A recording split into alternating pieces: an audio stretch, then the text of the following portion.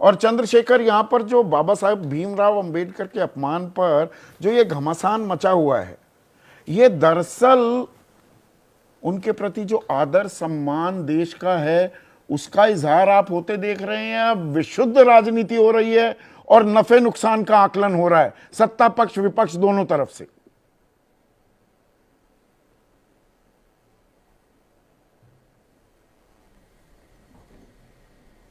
तो अभी तो मैं संदीप जी यही कह सकता हूं कि जिनको नुकसान लगा उन्होंने भी अपनी बात रखी और जिनको फायदा लग रहा है वो भी अपनी बात रख रहे हैं। सवाल ये है कि सम्मान क्या उनकी तस्वीरों का है या उनके विचारों का भी सम्मान है। मैं स्पष्ट रूप से कहना चाहता हूं कि कल जो गृह मंत्री जी ने जिस तरह के शब्दों का प्रयोग किया वो उनके कद को शोभा नहीं देते, क्योंकि बाबा साहब अम्बेडकर, आप ये समझिए कि कोई ऐसा गांव नहीं जहां बाबा साहब अम्बेडकर के विचार ना हो। देश का, किसी भी स्टेट का, यूनियन टेरिटरी का कोई ऐसा गांव, कोई ऐसी गली नहीं है जहां बाबा साहब के विचार ना हो। तो कभी बाबा साहब किसी के लिए जरूरी रहे, कभी मजबूरी रहे। तो मजबूरी जरूरी में, जैसे संविधान के समय बाबा साहब इस देश की मजबूरी थे, क्योंकि बाबा साहब जैसा कोई नहीं था इतना ज्ञानी। ये बात तो सरकार के मंत्रियों ने भी जो है संविधान की चर्चा में कही है कि मैं सरकार के संसदीय कार्य मंत्री ने कहा कि आज भी मैं बहुत जिम्मेदार से कह सकता हूं कि उनके जितना विद्वान कोई व्यक्ति देश में नहीं है, ना हुआ ना होगा। तो बाबा साहब उस समय की जरूरत थे। नहीं, यहाँ पर चंद्रशेखर एक सेकंड के लिए हमला कांग्रेस की तरफ, एक सेकंड के लिए रोक रहा हूं। और यहां दर्शकों को, देशवासियों को, बहुत कम लोगों को शायद ये जानकारी होगी, बाबा साहब भीमराव अंबेडकर की बात होते हैं कि भाई बहुत अच्छे कानूनविद थे, वकालत करते थे और उनकी संविधान पर पकड़ थी, संविधान के रचयिता थे।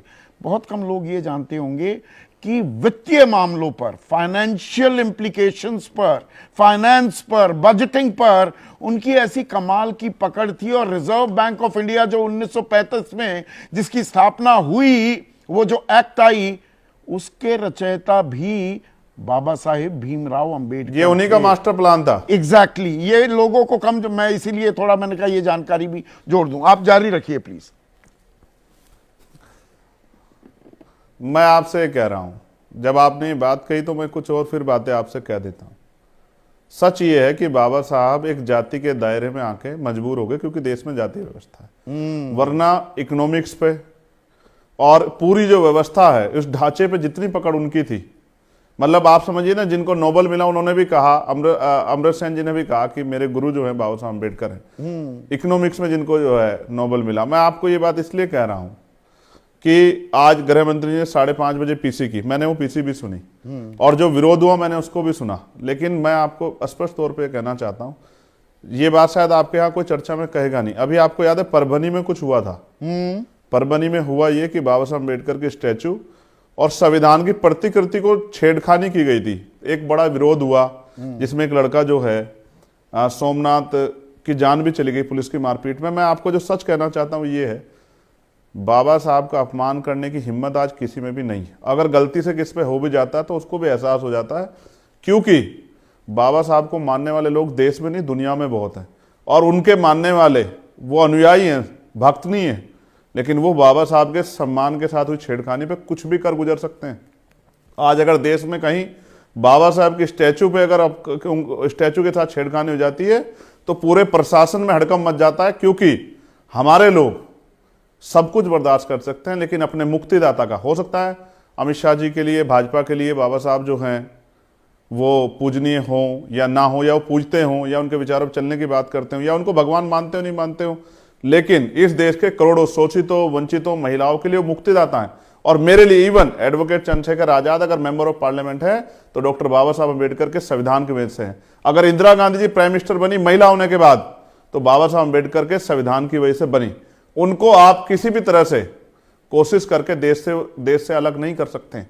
उनके विचार, उनका समर्पण, उनका सहयोग, उनका योगदान वो देश में हमेशा रहेगा। बाबा साहब सदैव थे, सदैव हैं और सदैव रहेंगे। कांग्रेस नहीं रही सत्ता में, उनका भाजपा भी नहीं रहेगी, लेकिन आजाद, और 1990 में देश को याद आई थी जी कि भारत रत्न दिया जाना चाहिए। और 90 के दशक में आपके आने से पहले मैं ए.के. वाजपेयी से यही पूछ रहा था कि अभी तो बाबा साहेब भीमराव अंबेडकर की कसीदे पढ़े जा रहे हैं, 90 के दशक में किताबें भी छप रही थी, वर्शिपिंग फॉल्स गॉड, और वो किताब किस पर थी? बाबा साहेब भीमराव अंबेडकर। दो चीजें मुझे बतानी है संदीप भाई। पहली चीज ये कि आपने कहा कि बहुत लंबा समय लग गया, मैं भी सुन रहा था आपके डिबेट को, भारत रत्न देने में, जबकि उस समय के तत्कालिक जो उससे पहले पूर्व प्राइम मिनिस्टर थे उन्होंने खुद को दिया। आपने नेहरू जी का, इंदिरा जी का जिक्र किया, मैं उनका भी सम्मान करता हूं।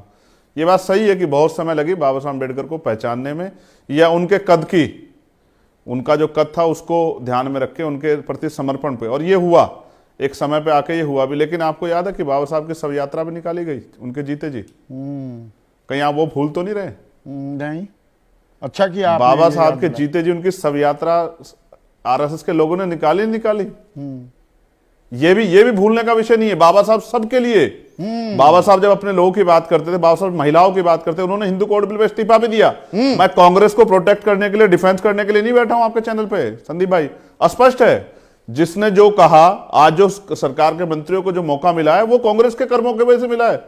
जो कांग्रेस ने किया वो उसी को कह रहे हैं। हाँ। मंत्रिमंडल इस्तीफा देना पड़ा, और नेहरू जी ने कहा कि राजा नकारा नहीं जा सकता। बिल्कुल, क्या नाम, बाबा साहब के जान से फर्क नहीं पड़ता, उनको नकारा नहीं जा सकता, ये फैक्ट है।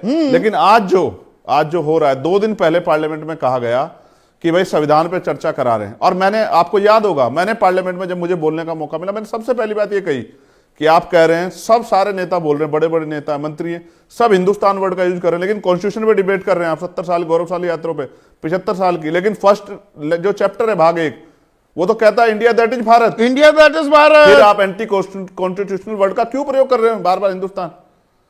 तो सरकार के मंत्रियों ने बोला, विपक्ष के नेताओं ने बोला, तो जब आप पार्लियामेंट में संविधान पर चर्चा कर रहे हैं तो आप उस वर्ड का यूज भी नहीं कर रहे हैं। नहीं, बहुत ही अहम बात आपने कही और वक्त निकाला। कह रहा हूं